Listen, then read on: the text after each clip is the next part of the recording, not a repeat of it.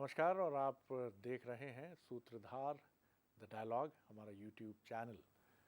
और अगर बात करें मंगलवार के दिन की, तो ये मध्य प्रदेश की सियासत ही नहीं बल्कि देश की राजनीति का एक बहुत ही अहम दिन इस मायने में रहा कि किस तरह से एक ऐसी सीट जिसे लेकर कांग्रेस ये मान रही थी कि ये उसके पास ही है, वो सीट उसके हाथ से फिसलने की तरफ बढ़ जाती है। और अब हालात ये हैं कि मन पछताई हैं अवसर बीते, लेकिन ये सिचुएशन बनती क्यों है? कांग्रेस क्यों अक्सर कामयाबी की तरफ बढ़ते बढ़ते रास्ता भटक जाती है? मंगलवार दोपहर 2:30 जब 2:30 से 3 बजे के बीच कैलाश विजयवर्गीय मीडिया से ये कहते नजर आए कि हमें एक सूचना मिली है जो कांग्रेस से ही मिली होगी, ऐसा हमारा अनुमान है। ये कह के इसमें शरारत भी थी और उसमें ये भाव भी था कि हमने वो लड़ाई जीत ली है जो हमारे लिए बेहद अहम थी। कांग्रेस प्रत्याशी मीनाक्षी नटराजन कथित रूप से एक जानकारी छिपाने का आरोप उनके ऊपर लगता है। तेलंगाना में कोई मामला है जिसका लीगल नोटिस उनके पास आया और उस नोटिस का जवाब देने की बात उनकी तरफ से की गई।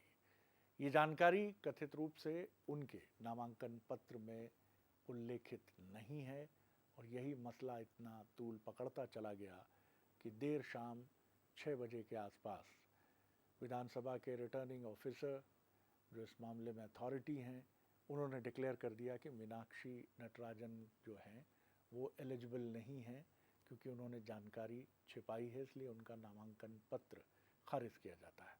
हालांकि नामांकन पत्रों की जांच छानबीन 11 जून को होनी है, लेकिन चूंकि ये मामला चैलेंज के लेवल पे पहुंचा, इसलिए निर्वाचन अधिकारी को आगे आकर सुनवाई करनी पड़ी। ये मसला बहुत अहम है। आखिर अचानक बीजेपी को सांसदों को अपनी तरफ खींचने की ज़रूरत क्यों पड़ रही है? ये सवाल पॉलिटिकल सर्कल्स में पूछा जा रहा है। क्यों ऐसा हो रहा है कि टीएमसी के 20 के करीब सांसद अचानक ये कहने लगते हैं कि वो एनडीए को समर्थन दे रहे हैं? टीएमसी की जो लीडर हैं ममता बनर्जी, वो बेचैन हो जाती हैं और वो दिल्ली पहुंचती हैं। इंडिया ब्लॉक को बैठ के अपना शक्ति प्रदर्शन जैसा करना पड़ता है, जो वर्चुअली शक्ति प्रदर्शन नहीं है। खबर सोर्सेस के मुताबिक ये भी है कि डीएमके के भी साथ भारतीय जनता पार्टी एक अंडरस्टैंडिंग में जा रही है और देश के अलग अलग हिस्सों में भी ऐसे पॉलिटिकल पार्टीज जो बीजेपी के साथ नहीं जाते हैं, लेकिन बीजेपी उनको एक अंडरस्टैंडिंग में ले जाना चाहती है, क्योंकि माना यह जा रहा है कि डीलिमिटेशन बिल ये एक बड़ा कारण है कि बीजेपी चाहती है कि वो दोनों सदनों में, ऐसा सोर्सेस के मुताबिक है कि वो दोनों सदनों में एक अपनी स्टैंडिंग चाहती है। और इसीलिए ये दावा भी सामने आ रहा है कि अचानक मध्य प्रदेश की एक राज्यसभा सीट बीजेपी के लिए इतनी कीमती हो जाती है कि भोपाल से दिल्ली तक तमाम बड़े नेता सक्रिय हो जाते हैं और अनुभवी नेताओं की एक जमात, जिसमें कैलाश विजयवर्गीय और राकेश सिंह शामिल हैं, मुख्यमंत्री डॉक्टर मोहन यादव के दिशा निर्देशों के मुताबिक फील्ड में राजनीति की बिसात पर शतरंज की चालें चलते हैं। और कहा यह जाता है कि कांग्रेस ही वो मोहरा बीजेपी के हाथ में थमाती है कि इस मोहरे से आप पूरी चाल, पूरी बाजी पलट सकते हैं। मेरे साथ हैं मेरे वरिष्ठ सहयोगी जो लगातार इस पूरे मामले पर दिन भर पसीना बहाते रहे मंगलवार को और फील्ड में एक्टिव रहे, मनोज सैनी। मैं उनकी तरफ रुख करूँगा। मनोज, बहुत कुछ ऐसा आपने देखा जो पर्दे के सामने भी था और पर्दे के पीछे भी था। पर्दे के पीछे और क्या क्या नज़र आया आपको? देखिए सरज जी, एक तो यह है कि भारतीय जनता पार्टी जब भी चुनाव लड़ती तो मुझे लगता है वो हारने के लिए चुनाव नहीं लड़ती। हालांकि जीत हार का फैसला तो जब जनता के सामने जाते विधानसभा लोकसभा में तो जनता करती है, पर इस तरह के ऐसे कई चुनाव आप नज़र दौड़ाएंगे तो मुझे लगता है कि उसकी तैयारी बड़ी अलग तरह की होती है और बहुत तैयारी में साम दाम दंड भेद सब कुछ होता है कि हमें ये सीट जीतना है और गलती ना हो। उसका उदाहरण आज मीनाक्षी नटराजन है। पर्दे के पीछे ऐसी काफ़ी सारी चीज़ें चल रही थी, क्योंकि हम लगातार 3-4 दिन से तो इसको कवर कर रहे हैं, बात आज की नहीं है, पर ये समझ आ रहा था कि भारतीय जनता पार्टी इसको जाने नहीं देगी। अब जाने नहीं देगी तो फिर एक उसके पीछे गणित था कि आपके पास वोटर कितने हैं 58 करना था, 48 थे। तो 10 का जो गणित था वो बड़ा वैसा था, लेकिन खबरें ऐसी आई कि कुछ लोगों से डील हो गई है, बात हो गई है, पर फिर भी एक चिंता का विषय था। लेकिन कहते हैं ना, जब भाग्य साथ देता है तो फिर चीज़ें अपने आप हाथ में आ जाती। तो दोपहर में 2:30 बजे एक खबर आती है कि 6 आपत्ति लगाई गई अलग अलग तरह की, कुछ 6 बिंदुओं पर। एक तो ये था कि जो फॉर्म में सील ठप्पे लगते हैं उसमें कुछ कमी थी पार्टी की तरफ से, तो वो मान्य नहीं हुआ। फिर ऐसा करके फिर पता लगा कि नहीं, इनसे भी इम्पोर्टेंट एक लेटर, किसी का फ़ोन आता है 2:30 बजे। ये किसी का कौन है ये अभी तक कुछ समझ नहीं आया, नहीं, लेकिन है ये बंदा कांग्रेस का, ऐसा कैलाश विजयवर्गीय ऐसा दावा कर रहे ऐसा कैलाश जी ने कह दिया। हैं। अब ये शिगुफा है या सच्चाई? नहीं, वक्त उन्होंने बताएगा। बाकायदा ये कहा कि सरकार किसकी है तेलंगाना में, कांग्रेस की।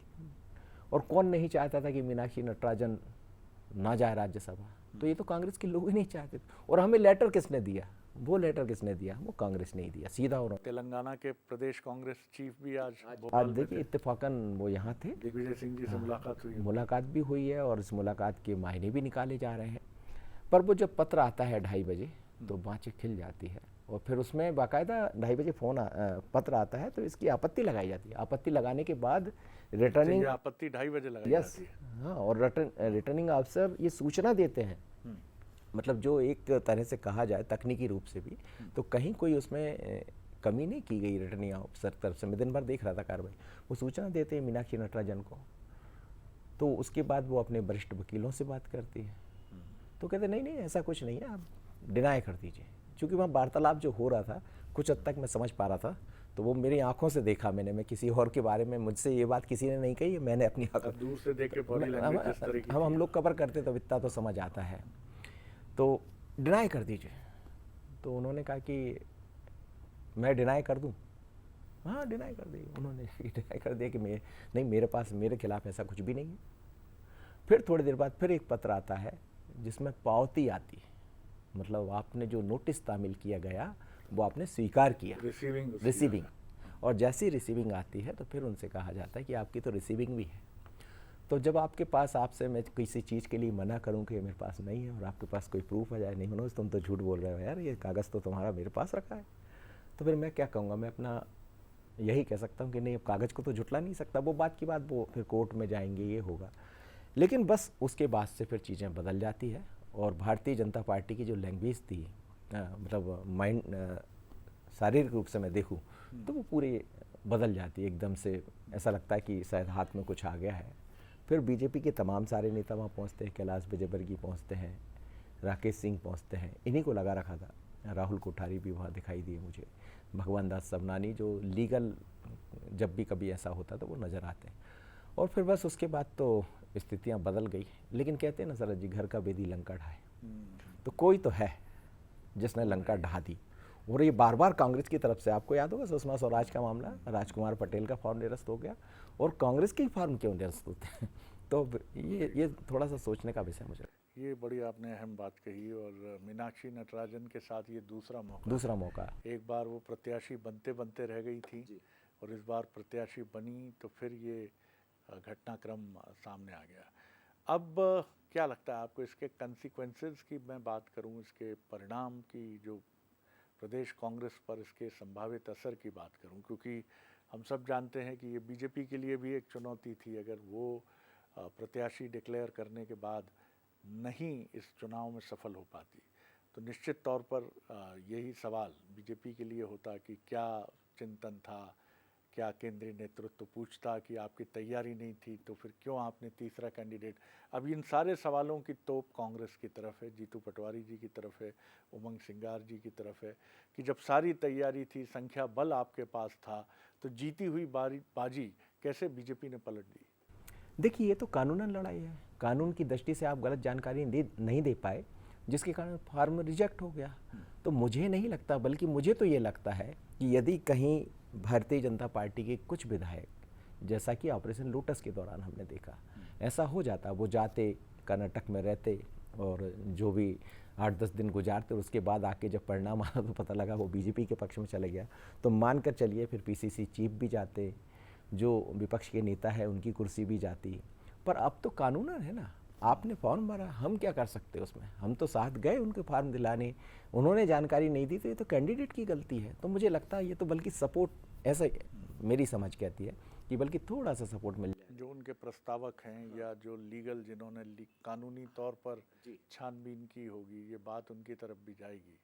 लेकिन ये बात अभी भी समझ नहीं आती कि मीनाक्षी नटराजन एक स्कॉलर पॉलिटिशियन है। वो बहुत ही मेधावी विद्यार्थी रही हैं अपने छात्र जीवन में और बहुत सहज, सरल और सीधी राजनीति करने वाली पॉलिटिशियन है। ये चूक कैसे हुई?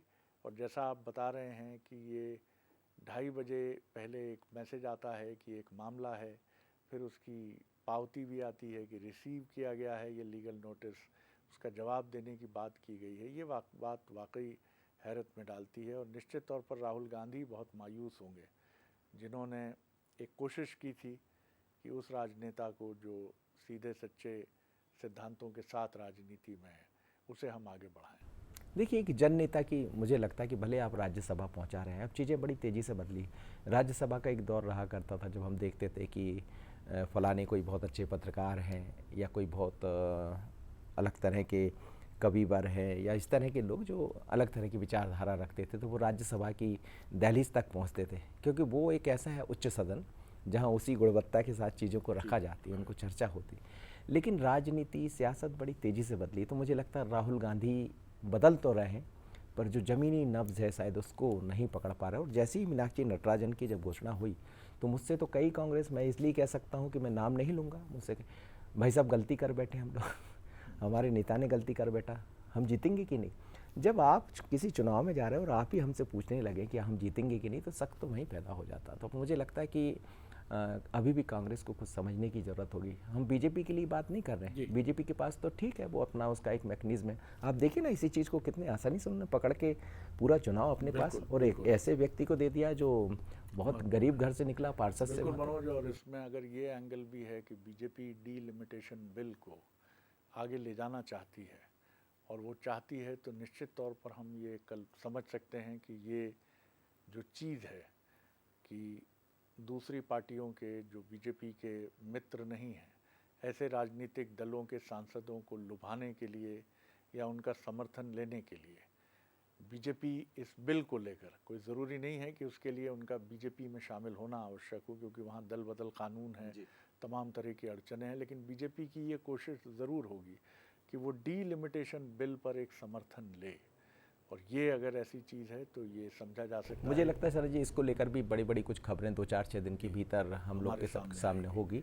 पश्चिम बंगाल से उसकी शुरुआत हो गई। तो हमारी इस खास पेशकश में फ़िलहाल इतना ही, और निगाह रखिए, आने वाले कुछ दिनों में कानूनी दांव पेच देखने को मिलेंगे। बीजेपी ज़रूर इसमें फ्लाइंग कलर्स के साथ आगे बढ़ती हुई नज़र आई है, लेकिन कांग्रेस किस तरह से पलटवार करती है या करने की कोशिश करती है, और इसके जो परिणाम हैं या दुष्परिणाम हैं, क्या ऐसी भी कुछ चीज़ें कांग्रेस के लिए होंगी? ये सवाल ज़रूर पूछा जाएगा कि ये जानकारी कहाँ से आई, क्यों आई। और राहुल गांधी, जिनके कैंडिडेट के तौर पर देखी गई हैं मीनाक्षी, वो इससे बहुत अनॉयड हैं, बहुत नाराज़ हैं, बहुत दुखी हैं। तो जाहिर तौर पर आज अगर हम बात करें मंगलवार की, मंगलवार शाम जो प्रेस कॉन्फ्रेंस हुई कांग्रेस में, उसमें नेताओं के उदास चेहरे ये बता रहे थे कि वो बहुत दुखी हैं, और दुख का कारण ये है कि उनके टॉप लीडर की जो पसंद माने जाने वाली कैंडिडेट हैं मीनाक्षी नटराजन, वो इस चुनाव में एक गहरे झटके के बाद बाहर हो सकती हैं। ये तो वक्त बताएगा। बहुत शुक्रिया मनोज।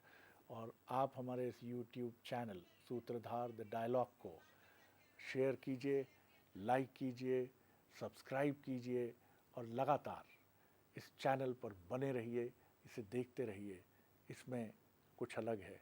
क्या अलग है कि जब आप इसे देखेंगे तब और गहराई से समझ पाएंगे। नमस्कार।